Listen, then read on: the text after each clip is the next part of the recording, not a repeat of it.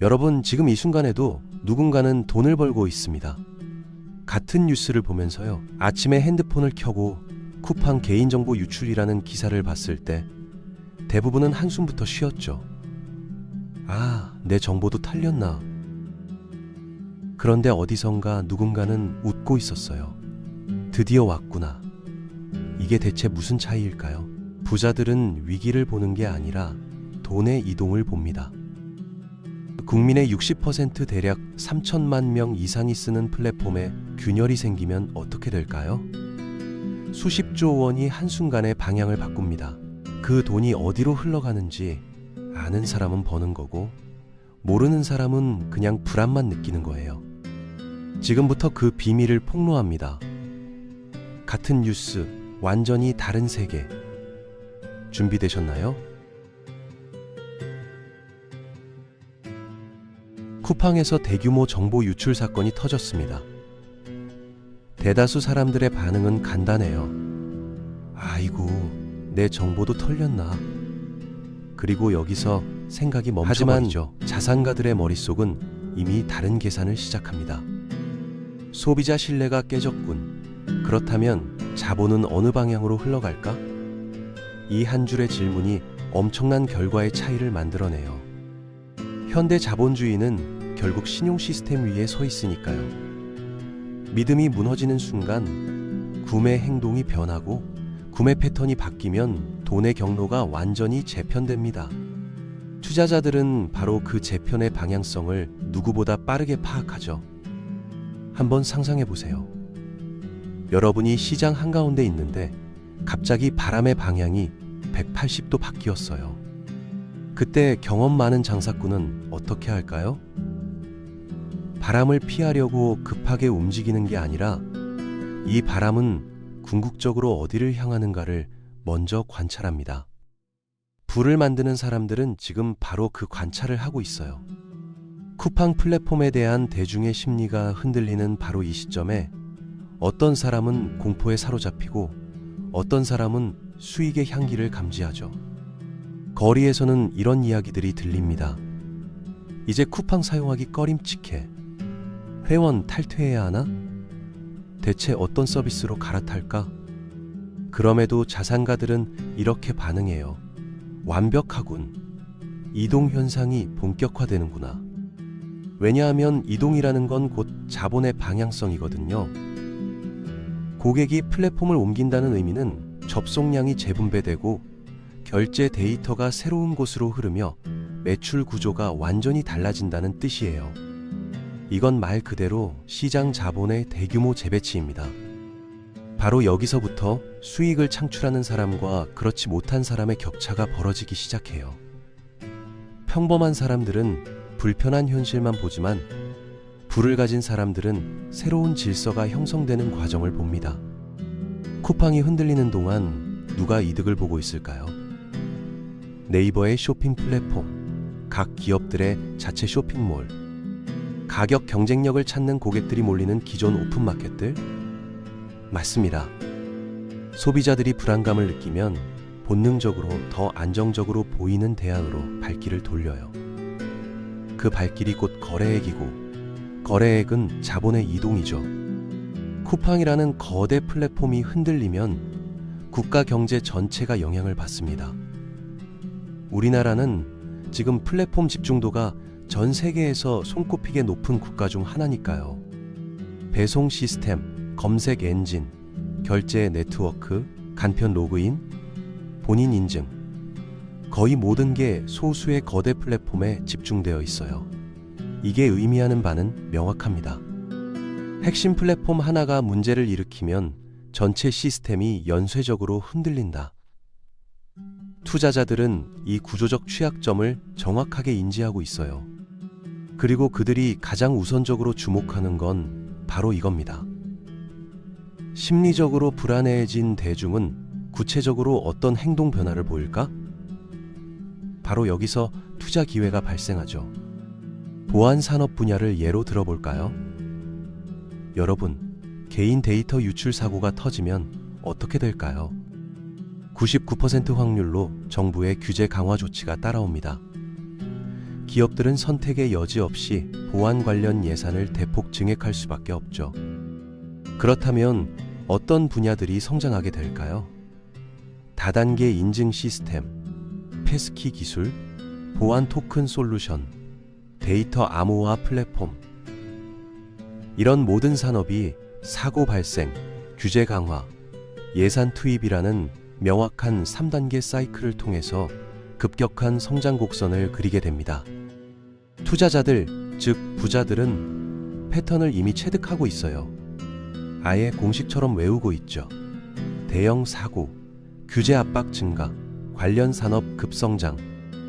이건 역사적으로 반복되어 온 명확한 패턴입니다. 그리고 자산가들은 이 패턴의 타이밍을 정확히 포착해서 움직여요. 또 하나 중요하게 짚어야 할 부분이 있습니다. 바로 디지털 광고 시장이에요. 대형 플랫폼이 흔들리면 검색 광고 광고 단가, 상품 노출 광고비 같은 게 미묘한 변동을 겪습니다.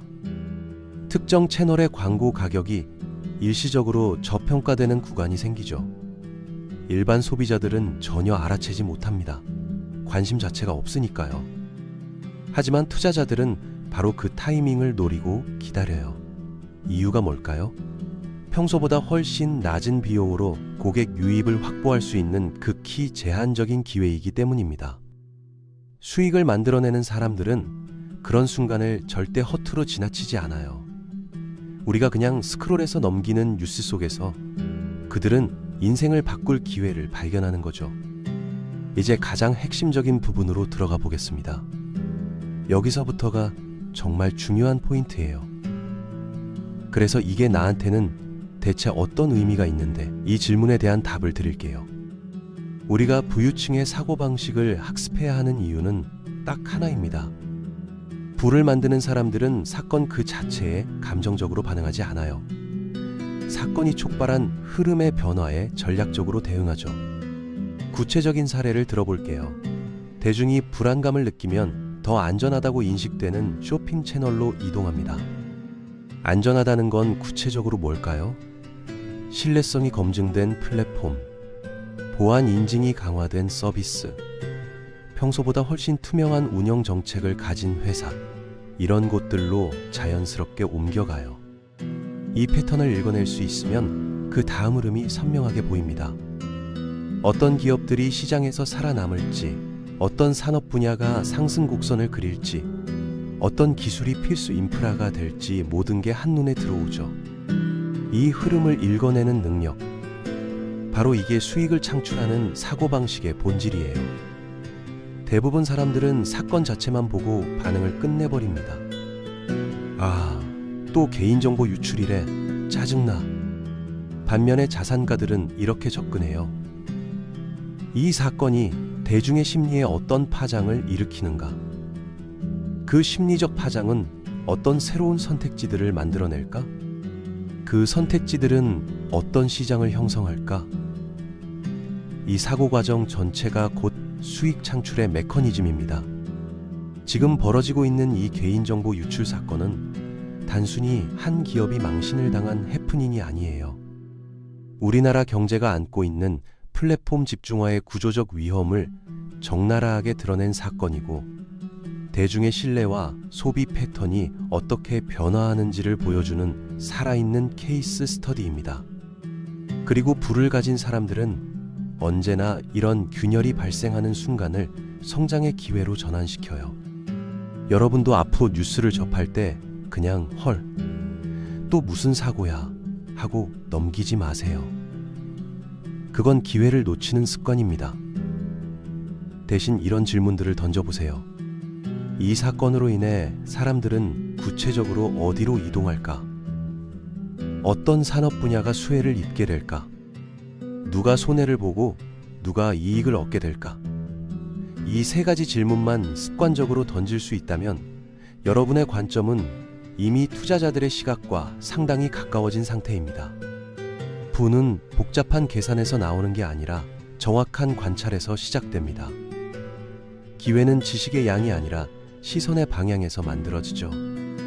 오늘 이 사건 분석을 통해 여러분의 관점이 한 단계 진화했기를 바랍니다. 사건을 그저 소비하는 사람에서 사건의 본질을 읽어내는 사람으로요. 바로 그 순간부터 여러분의 경제적 미래는 달라지기 시작합니다. 그럼 구체적으로 뭘 해야 할까요? 실전에서 바로 적용할 수 있는 방법을 알려드릴게요. 첫 번째, 뉴스 스크랩 습관을 만드세요.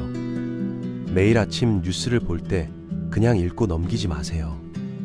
이 사건으로 누가 손해보고 누가 이득보나 이 한 문장만 메모장에 적어보세요. 처음엔 답이 안 나올 수도 있어요. 괜찮습니다. 질문을 던지는 것 자체가 여러분의 뇌를 훈련시키는 과정이니까요. 3개월만 이렇게 해보세요. 여러분의 시선이 완전히 달라질 겁니다. 두 번째, 자신의 소비 패턴을 관찰하세요. 여러분이 쿠팡 대신 어디로 갈 건지 생각해 보세요. 네이버? 11번가? 자사몰? 그리고 나와 같은 생각을 하는 사람이 100만 명이라면? 이라고 질문해 보세요. 그 100만 명이 이동하면 어떤 회사의 매출이 오를까요? 이게 바로 투자자들이 하는 생각입니다. 여러분도 똑같이 할 수 있어요. 세 번째, 보안 관련 주식이나 기업을 눈여겨보세요. 지금 당장 투자하라는 게 아니에요. 그냥 관심 목록에 담아두고 뉴스를 체크해보세요. 정부가 보안 규제를 강화한다는 뉴스가 나오는지, 기업들이 보안 예산을 늘린다는 기사가 나오는지 확인하세요. 패턴이 보이기 시작하면 그때 공부를 더 하시면 됩니다. 모든 투자는 관찰에서 시작되니까요. 네 번째, 플랫폼 분산 전략을 세우세요. 한 곳에 모든 걸 의존하지 마세요.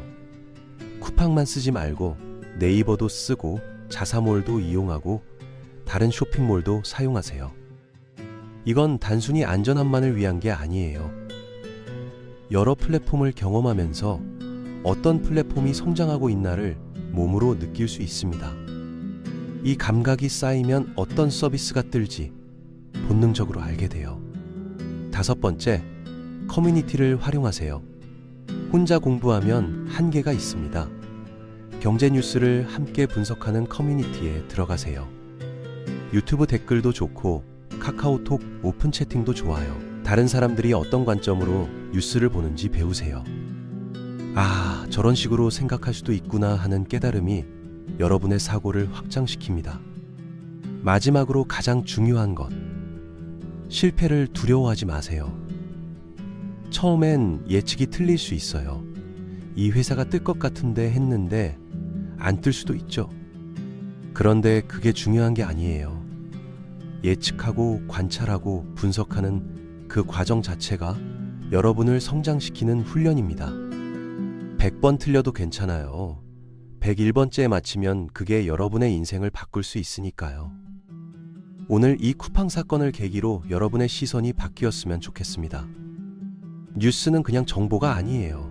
불을 만드는 지도입니다. 그 지도를 읽을 수 있는 사람만이 기회를 잡을 수 있죠. 지금 이 순간부터 여러분은 사건을 소비하는 사람이 아니라 사건을 읽고 기회를 만드는 사람입니다. 같은 뉴스를 봐도 다른 미래를 만드는 사람, 그게 바로 여러분이에요. 내일 아침 뉴스를 볼 때 이 영상을 떠올려 보세요. 이 사건으로 돈은 어디로 흐를까? 이 한 문장이 여러분의 1년 후, 10년 후를 바꿀 겁니다.